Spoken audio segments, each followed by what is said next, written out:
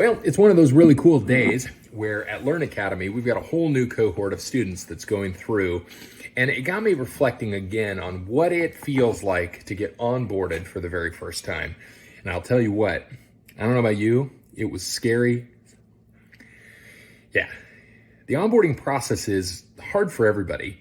Oftentimes in my experience, this is when imposter syndrome is at its peak. Even if I have a lot of experience, I still feel pretty stupid. And what I discovered is the number one reason for that is acronyms, of all things. Acronyms and industry-specific phraseology can be a barrier for us embedded in the day-to-day of the operations of the company. It can be really easy for us to get used to using certain acronyms and phrases and terminology and forget that not everybody in the room understands all of it all the time. And so it's really important that while we're onboarding people, that we define every acronym every single time, not just the first time. And I'll give you a simple example.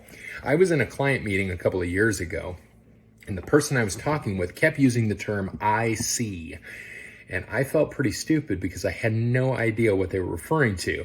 They kept saying we need 5 ICs here and 2 ICs there, and I couldn't figure it out. I didn't know what an IC was. And so it took me a minute. I started Googling. I was totally not paying attention because I was taking the time to figure it out. I felt like such an idiot.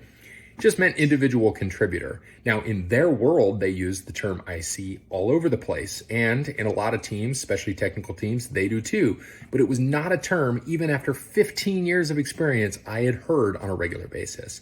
So because of that, I felt totally in the dark and I felt like a complete imposter and idiot.